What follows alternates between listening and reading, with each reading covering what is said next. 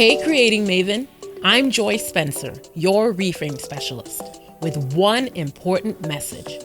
Your real work, it's not your job or your career. Your real work is what you create. And what you create is what sets you apart and makes you incomparable. It's your legacy. I'm here to show you a whole new way of working so you can create with your gifts, make a unique contribution, and finally get paid to be yourself. This is Reframe to Create. I love all musicals. You might not have picked that up from episode 35, Don't Fulfill the Job Description, because I was just talking about the sound of music in that one. But my love for musicals is not just with that one. It's with all of them.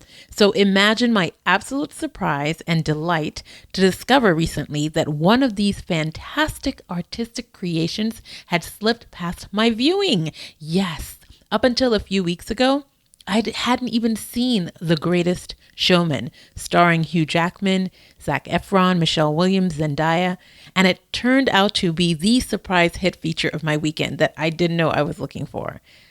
I think I've seen it 5 times since then, and I plan to go for 6 and many more.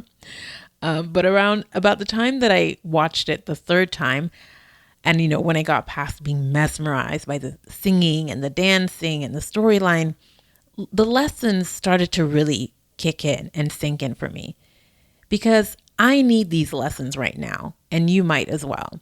And these lessons are applicable and aspiring for what we're doing here on our journey here at Reframe to Create.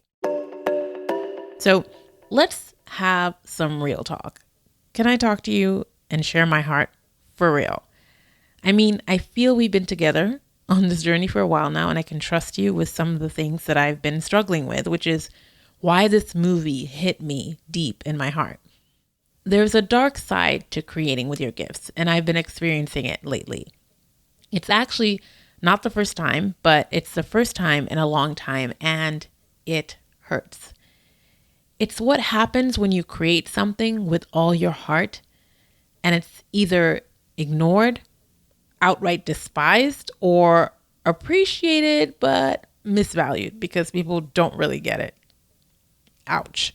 Yeah, I'm experiencing that right now, and I'm showing up fully as myself with all of my gifts. I'm creating something and bringing something new and unique. And on the other end, I'm getting a muffled response. It's really the difference between words and actions. People can tell you that they value you and what you bring to the table, and then go out and demonstrate with their actions that they really don't. And that stinks twice as bad. Do you know what I'm talking about? Have you experienced this? Because maybe that's why you're a little shy or resistant to the idea of creating again, because you've been hurt in this way. I haven't talked about this possibility up until now. I've been all rainbows and sunshine about what creating can be and what it can do, because really there truly is a lot of many good things and glorious and rewarding things that creating can do. But this thing here that I'm talking about, it's also part of the reality.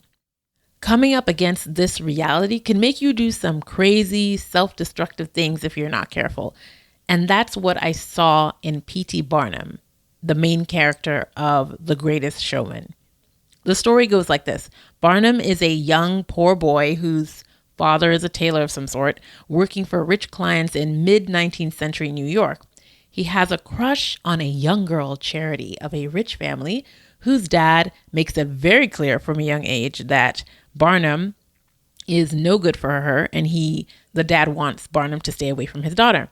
So he makes his wishes very clear by slapping Barnum really hard across the face one day after he'd made Charity laugh. But, Barnum, doesn't give up. And even though Charity gets sent away to finishing school, he writes her constantly and she writes him back, and they grow up. And when they come of age, he goes to her dad's house to make her his bride. But this old man is still stank towards Barnum, even though, Barnum is trying to make a way for himself in the world. And he says to him, she'll be back after she tires of you and your broke life or whatever. Anyway, they run off together. Some people are just never going to see you as an equal. And really, you don't need them to. This is a lesson it takes the whole movie for Barnum to get through his head. But Barnum and Charity are happy despite his dad's ill wishes, and they go on to have two daughters. And then then he starts building his great creation, which is Barnum's circus.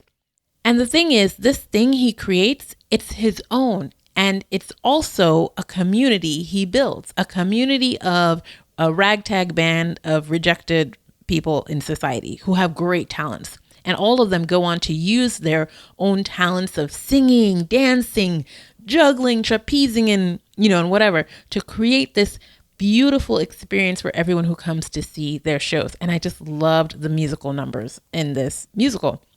But despite his success, Barnum isn't happy with this because the quote unquote right people don't see or appreciate his creation. In fact, they think it's crass and vulgar. So because they don't appreciate or value him and what he does, and because in many ways he's still trying to prove himself to his disapproving father-in-law, he finds another star. He moves away from his circus people and he finds this amazing singer, Jenny Lind, who's posh and acceptable in high society. And he spends months, or maybe it's years, who knows, showcasing her to this richer audience. And he leaves his circus family behind, leaves his wife and his kids for long periods of time. Now he's not creating anymore.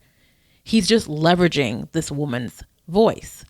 In the end, it all comes burning down, literally, because his circus burns down, his wife leaves him, and he loses everything.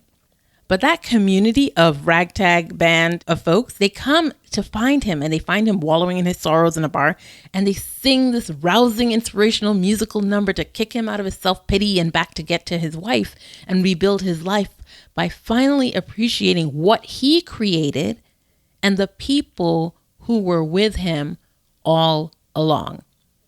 This is where you cue big fat tears, people. No joke. I was legit crying at this scene. I love it. I love the song, the whole musical, all of it. So it's given me so much, especially during this time when I'm feeling like what I create is misvalued. And there's this great temptation for me to get into a prove that I'm worthy battle, just like Barnum was, with those who I fear are just never going to get it. And if you get what I'm talking about, if you really feel me on this, then I know you'll appreciate the 3 lessons I think Barnum teaches us in The Greatest Showman. 1, never give up on creating with your gifts. It's the one thing that will set you apart, create paths for you, and open doors. This is the Reframe to Create message through and through, and was also Barnum's ticket to creating a world full of experiences that didn't exist before. He didn't get it by sitting at his job trying to be productive. He actually lost his job early on in the show because that business went bankrupt. No, his greatest source of satisfaction and contribution to the world was through what he had the courage to create on his own. The assignment is always the same, people. Create. 2, what you create will not be for everyone. Barnum had a critic on every corner, but he also had people who really loved what he did. Unfortunately, he kept chasing the approval and applause of those who despised him. Those who were rich and supposedly the ones with taste. It was an endless race for him. On the way there, he hurt and rejected a lot of people who were for him, people who appreciated who he was and what he already had to offer and created. When you create, it won't be for everyone, but don't let that discourage or distract you. The worst thing you can do is to cast your pearls before swine by chasing those who aren't for you. What you have to offer is too precious to get into power struggles trying to persuade those who refuse to get and appreciate what you create. Those who get it, get it. Those who don't. Keep it moving. And 3, what you create has the potential to create a community of like-minded and love-minded ones around you who are attracted to what you do. These are your people. Love them, honor them, take care of them, and invest in them. They get you. They're for you.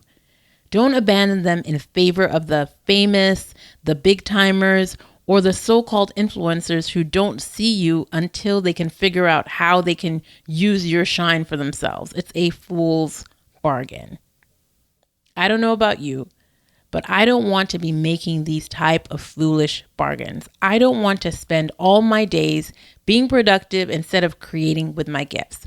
And once I've created something from my gifts, I don't want to waste my energy trying to prove its worth to those who just can't value it. I want to do better when it comes to this, and I hope you do too. So this is what we're going to do this week. We're going to put a stop to chasing and proving, and we're going to take note and start appreciating those who are already for us and what we create. And what I want you to do is think of one specific person in this category, and I want you to reach out to them and express your appreciation for them. They could be anyone, a friend, a family member, a client. Just think of someone who you know experiences and appreciates what you create. It's time to show them some love because it's their love that's fueling your ability to create. Keep that positive creating cycle going. Creating takes so much out of you and comes from a deep well of love and passion. This is precious and should be treated as such.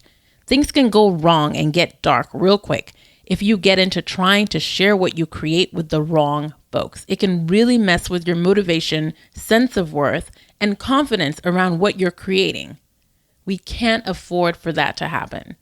It's time to pull back from those who don't appreciate what you create with your gifts and invest in those people and spaces that do. It's not just for and about you. It's about all the people who stand to gain from you getting this right because they're for you too and need you to show up fully for them. This is the time to create for you and to create for the community that loves you. Remember that person who you're going to reach out to and appreciate this week? Don't just send them your love. Share this episode with them and invite them to follow Reframe to Create on their favorite podcast app. See you soon, Creating Maven. Until then, remember to always ask yourself, what will I create?